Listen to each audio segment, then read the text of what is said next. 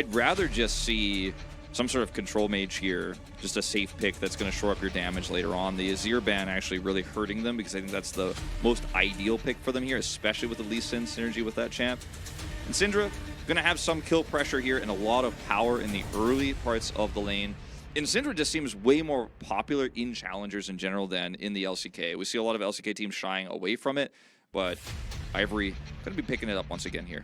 Yeah, he's got a pretty good opportunity here, actually, because they are so far up the lane, they do not have any vision here. Palu's in a lot of trouble. He does get exhausted, as a bit of damage does go out onto the Zeri. Palu did already flash, so it's a pretty easy pickup here for Sounda. This is looking like a potential double kill, but Gamin does have his flash, as the Q is going to come in from the Lee Sin. In goes Raptor looking to punish, and he will do just that. A nice counter gank comes out here from Raptor.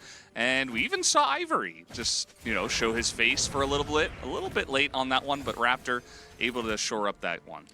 Is a win for Nongshim if they are able to take this 4v4. It looks like it is panning out a little bit, as we do have Frim. He's going all the way around, trying not to get picked off, but I think he's going to be late for this one, as Raptor is looking for the steal. He goes in, he does get the steal, very nicely done. A massive scatter comes out as Ivory's like, yeah, this is my game to carry. And now Nongshim just kind of look a little bit lost, as now their Zeri is going to come up, but it's very, very late in this one. So 2 kills. Raptor gets the Herald.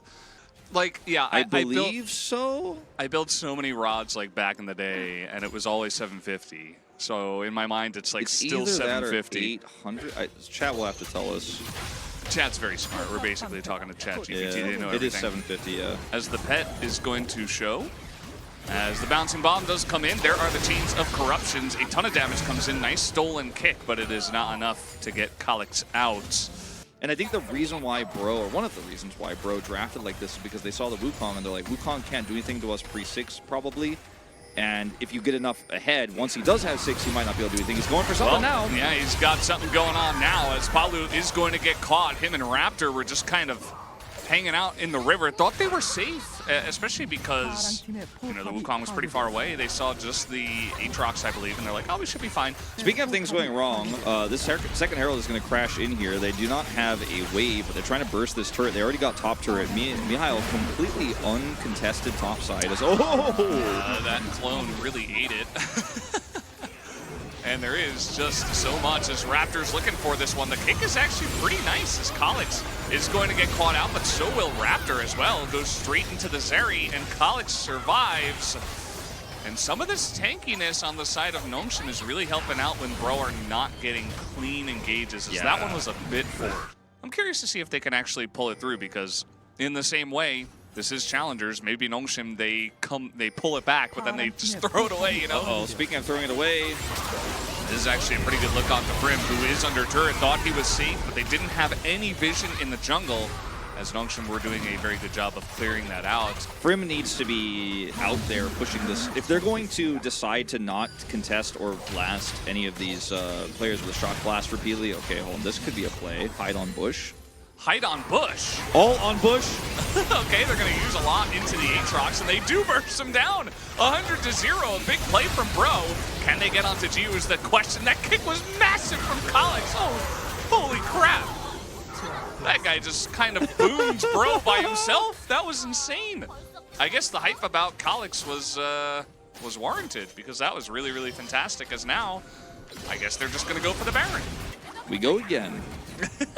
Yep, that's what you got to do. And this time, we've got the Wukong in a great position. Double Cyclone. There is no escape for Raptor and Palu. I feel like I've seen that before, as that was a big turnaround. And now with the flank coming in from Kalix, perfect teleport ward gets right in behind the Varus. And this poke comp from the side of Bro is not working. They just do not know how to set up fights. They do not know how to set up front lines and stuff. Either, and, yeah. This is just clearly a communication problem. Is level 16 for Kalix, by the way. I mean, after what I saw, I'm like, yeah, don't even take the chains, Bro. Just go ahead and look for some awesome kicks. As now, Bro, once again, not going to cover their flanks. They just get hard engaged on, as the damage is pretty nice from the side of Bro. They are able to get away for a little bit, but then Kalix kind of says no to the Heimer. Yeah, I mean, it's hard to cover your flanks here when you have no real frontliner. I mean, you have a fairly tanky Lee Sin, I guess we could say, but he has to walk towards the bottom side of this fight to try to push towards Drake, because if he's holding the flank angle, Brion could never in a million years actually go through this choke point. Really nice flank gets set up here for Nongshim, and we've like kind of passed the point of longer the game goes is better for Nongshim. Now that they're like so ahead, it's like longer this game goes, it could be possible. Okay, well, stopwatch comes in huge. Jerry, where are you going? Took a supersonic train into that back line as Mihail got the flank again. I feel like there has not been a game or a fight in this game where Nongshim have not gotten a flank. And that is a big problem for Bro. This is not supposed to happen like this, as it looks like this game might just be over from here, guys. We are not going to take that Baron. We are just going to push down mid. It does look like Nongshim, they hit their spike, and they immediately rolled over Bro, as they should be able to take down these Nexus turrets. As you see Raptor, he's like, well, I tried my best to carry these guys in the early game, and, you know, he did a great job, but was not great enough. As down will go the Nexus, Nongshim will take game number 1. Yeah.